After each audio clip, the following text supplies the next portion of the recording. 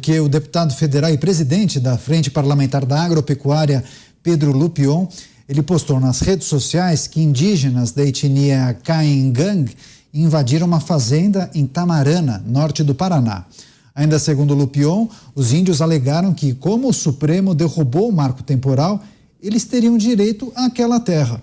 De acordo com a Polícia Militar, o local foi ocupado por aproximadamente 300 pessoas. E segundo o portal AgroMais do UOL, os advogados dos proprietários dessa fazenda informaram que a área é altamente produtiva, comprada e registrada e que vão entrar com um pedido de reintegração de posse na Justiça. O deputado federal Nelsinho Padovani também se manifestou nas redes sociais, vou abrir aspas. A decisão do STF abriu precedentes para que os índios invadam terras produtivas e, com isso, produtores e empresários ficam desprotegidos. Milhares de empregos serão perdidos e famílias não terão suas rendas garantidas no final do mês. Fecho aspas. Vou começar essa rodada com o José Maria Trindade.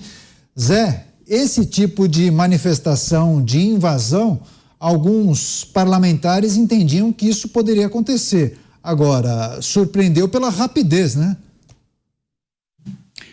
E a tal insegurança jurídica que a gente sempre fala aqui. Hoje, eu fiquei surpreso com a fala do presidente do Supremo, né, Luiz Roberto Barroso, falando sobre isso. Ele dizendo que não é assim, não existe essa possibilidade de uma declaração geral de que o Brasil seria uma grande aldeia indígena, mas apenas a decisão do Supremo para casos em que os índios foram expulsos e tal. E ele usou uma palavrinha que no jurídico significa uma insistência, o esbulho renitente. E esse caso aí, qual é a justificativa jurídica disso aí? É de que, apesar dos indígenas estarem, eu estou explicando a explicação jurídica, né? A definição jurídica. Apesar deles não estarem ocupando, eles estariam tentando retornar às suas terras. Então já inclusive um reflexo mesmo da decisão do Supremo, que o presidente hoje explicou, e o nome é esse, esbulho renitente. Ou seja, os indígenas estão tentando, com esta invasão, dizer, olha, nós sempre estamos aqui tentando recuperar, porque o esbulho é a recuperação de uma terra, né? É claro que eles estão juridicamente instruídos a fazer esse tipo de coisa. Ou seja, é a previsão da tal insegurança jurídica.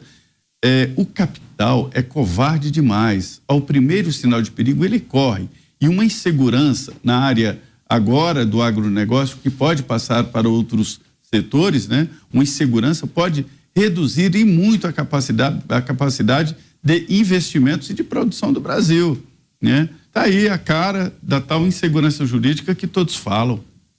Exatamente. Vou começar, quero pedir a análise do Roberto Mota. Mota, claro que a gente precisa trazer as informações que nós temos. Eu quero repetir um trecho da postagem do deputado Pedro Lupion, dizendo que esses indígenas que invadiram essa propriedade disseram que, como o Supremo Tribunal Federal derrubou o marco temporal, eles teriam direito àquela terra. Mas o que é curioso, sem nenhum tipo de comprovação e sem nenhum tipo de decisão por parte da Justiça. O grande receio é que isso se prolifere entre etnias e indígenas por todo o Brasil, dizendo simplesmente que são donos daquela terra.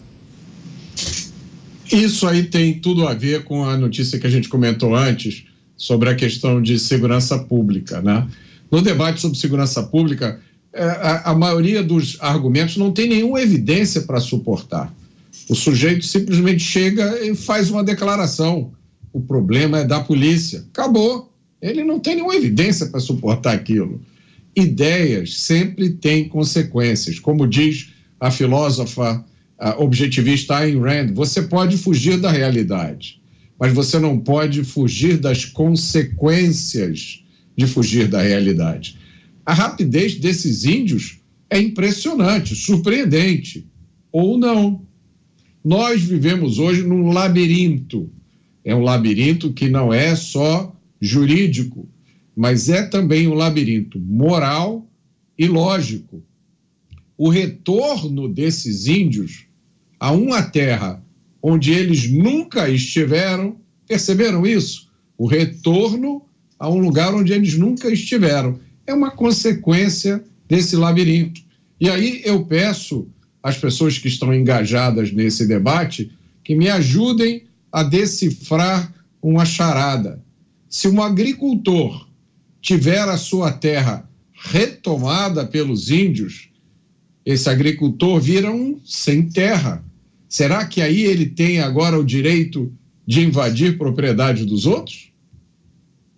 Boa reflexão. Dantas, também quero escutar o que você tem a dizer sobre essa notícia, esses indígenas que invadiram essa propriedade, essa fazenda em uma cidade do Paraná. Esse episódio, essa invasão aparentemente ilegal, pelo menos a justificativa dos indígenas, não pode reforçar a tese e a aprovação do Congresso Nacional e ajudar, inclusive, nesse debate, até na apreciação que o presidente vai fazer do projeto que foi aprovado, ou não? Bom, vamos lá. Esses índios, né, denominados Caigang, eles já invadiram essa fazenda em 2017. Invadiram, foram expulsos e agora voltam à invasão. O Mota mencionou ali, né? Pô, parece MST. De fato, eu inclusive aqui trouxe há 2 semanas, quando a gente estava discutindo a finalização da CPI do MST, a conclusão dos trabalhos e o que ficou pendente, eu alertei justamente sobre isso, sobre como o MST, em várias regiões do país, ele se aliou aos indígenas e eles passaram a treiná-los, inclusive, nessa forma de ocupação. Quer dizer, essa história de ocupação para demarcação virou uma estratégia inspirada na ocupação, na invasão e ocupação feita pelo MST de propriedades. Aqui o que a gente tem são índios invadindo uma propriedade, não são índios invadindo ou índios tentando assim reivindicar uma área de floresta, uma área que sei lá, que cubra parte de um município ou que cubra várias propriedades. Não, eles vão em cima de uma propriedade produtiva, inclusive, segundo a informação que a gente tem até agora, e passam a reivindicar aquela propriedade, agindo exatamente como o MST, ou seja, a gente tem não só a decisão do marco temporal, que eles estão usando como justificativa, mas também o fracasso aí, né, da CPI do MST no sentido de responsabilizar, buscar a responsabilização dessas pessoas, porque isso simplesmente avalizou.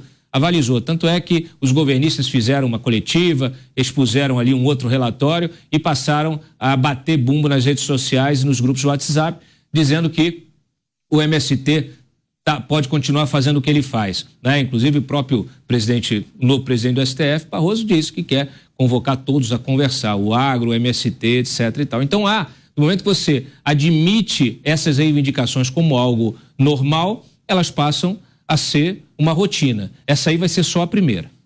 Pois é, MST e indígenas juntos, Beraldo, ninguém solta a mão de ninguém? Pois é, juntos pela terra dos outros, né? A gente precisa registrar que essa região do norte do Paraná é uma região de terra altamente produtiva e altamente valorizada.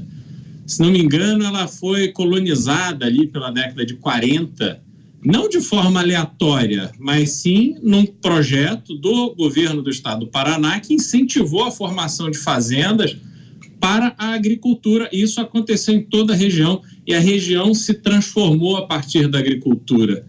E aí eu te pergunto, nessas décadas todas, aonde estava essa tribo? Onde estavam essas pessoas? Que uma manifestação que, não, o meu avô, os nossos avós estavam aqui, eram donos. Né? Não, é mentira, não eram donos, porque toda a região do Norte do Paraná foi colonizada há 80 anos. Então, há uma questão temporal que a história não casa. E aí você se sente no direito de simplesmente invadir uma fazenda que é um negócio que está ali funcionando, dando emprego, gerando riqueza, com esse tipo de justificativa. Então, é preciso se esclarecer essa confusão, porque essa turbulência no campo vai ter um reflexo muito ruim para o país, muito ruim para a agricultura e terá um reflexo muito ruim para o próprio governo, que está aí abraçado num déficit que ele não consegue cobrir. se não tiver agricultura, o agronegócio, para puxar o crescimento do PIB, como tem feito agora esse ano, esqueçam, meus amigos, vai ser uma situação cada vez pior, do Brasil internamente e do Brasil para fora. Então, não é uma situação sustentável. Esse tipo de episódio não é sustentável. Agora, quem é que aplaude esse tipo de coisa? A turma lá da França está lá aplaudindo.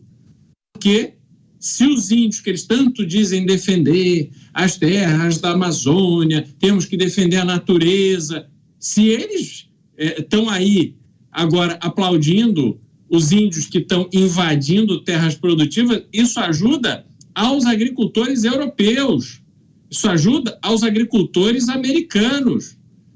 Então, os interesses que estão em jogo são muito mais amplos do que simplesmente grupo de fazendeiros que estão ali produzindo, de repente vem a sua terra ser invadida. A gente não pode cair nessa conversa fiada. O Brasil tem que se comportar como um país que defende a soberania, defende a propriedade privada e que defende a ordem. Não é isso que está aparecendo, isso é muito preocupante.